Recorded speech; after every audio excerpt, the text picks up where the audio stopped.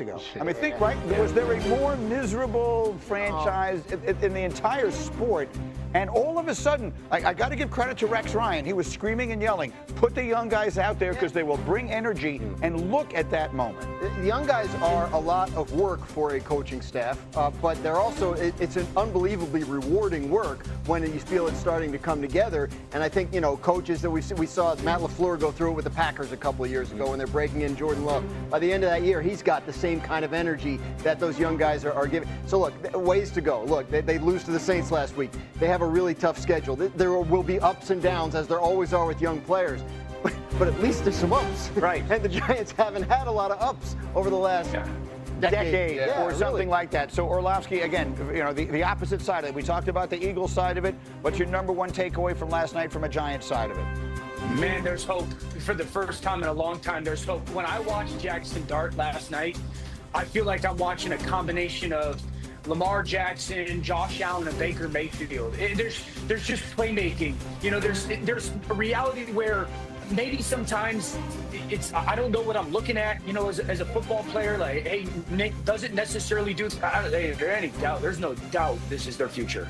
And look, we talked about it, but for those of you who didn't follow the day yesterday and the night last night, he's throwing to Wan'Dale Robinson and Lil Jordan Humphrey and Theo Johnson. They're playing without not only Malik Neighbors. They went into that game last night. We were thinking he's got no one to throw the ball to. Well, number one, it's the energy. It's infectious amongst this entire football team, and I believe it's leaked over to the defense as well. But little Jordan Humphrey last night wasn't so little. He was big Jordan Humphrey. The quarterback understanding the size advantage. He's giving my wide receiver an opportunity and a chance to make that play. That was on 3rd and 12.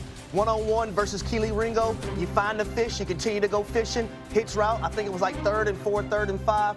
First down, Giants. They have chemistry because he's been throwing to him all summer, right? Lil Jordan Humphrey's one of the backups, and so was Jaxson Dart, all through training camp. Yep. So was Cam Scatterbo. Yep. So this is a group that has practiced together an awful lot, and I think you're seeing some of that too. Listening to Dan, he just said with Jaxson Dart, he mentioned the name Baker Mayfield, Lamar Jackson, and Josh Allen. If you're a Giants fan, you woke up excited about the game last night, then you listen to my guy Dan O, and you're just like, I'm booking my Super Bowl tickets for the next 3 years. But to his point, when you watch Dart, you see some similarities of all of these guys. It's almost like you're watching a maniac out there playing the quarterback position. Yes. No, he's not saying, again, I'll stop the internet. He's not saying he's as good as those guys. Absolutely. You're looking for traits. This is the kid's third start of his career. But when the stuff that we scouted, you scouted, Dan, and I just made notes on that everyone's scouting. The stuff you saw coming out of college from him, you are seeing it play out here, and he's a long way from being a finished product, to your point. There's no question. That's kind of during the spring, I was like, he's a top 10 pick. He's a top 10 pick. The Saints, the Raiders, somebody has to take him. I think what you saw in college was a kid that was ultra competitive in the pocket, had unbelievable ability to throw the football down the field because he was challenged to do so. And then there is that unique athleticism that it's maybe not off the charts, like jaw-dropping, but it's just athletic instinct. And I'll go back to being in the pocket. He's so strong in the pocket. And that's what, like, game-wise, reminds me so much of Josh Allen. It's not just Brian Dable and his pass. In the pocket, he's so strong. And, guys, think about what he's done for this football team. Just by the way that he not only plays, but if you just watch him approach the play, approach the line of scrimmage, there's an expectation that exudes of him, and we've heard it all summer of like, I'm gonna go make a play. I'm gonna go find something good that happens. So you have that, right? And then you're sprinkling it in with some really big time throws. This isn't just run around football. There's some real big time throws happening. And if you're a Giants fan right now, you're going, hold on. We're doing this without Malik Neighbors, and we're doing this with a little bit of a banged-up offensive line. If we can just kind of stay afloat this year and remain competitive, win some games, Brian Dable and Joe Shane are coming back. And then next year, you're sitting there going, we absolutely can contend in that division and be what Washington is right now. Feels like the beginning of something. Now, I feel almost bad about this because Dan is good enough to get up early. He's not supposed to be worse right now. This offense doesn't do anything well. They don't do things on offense. Early down's good. They're in the shotgun way too much. Philadelphia, you better get out of the shotgun as much as you are because it's killing your offense. And they're bad on 3rd down. I'll go to the pick 6, Greeny. They ran that same concept 4 times, the same way, essentially out of the same alignment. Defenses know what's going on. You know, when you are constantly running this, and I know Harry talked about this, AJ being open, and I agree with that, but Jalen threw that same concept 4 times in the game. And so we could sit here and point fingers at the players and whatnot, and there's a reality. Here's the stretch. This is it, guys. I mean, there's that little stick route on the inside and flat route. That's early in the first quarter. You go a little bit later. There's that little stick route and flat route. Into the same side.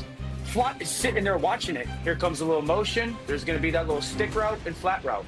I mean, they're running the same plays out of the same concepts, out of the same formations, and then this is the pick 6. And so when you, as J-Mac knows this, you show these defenders the same thing all the time. Eventually, defenders know what's coming.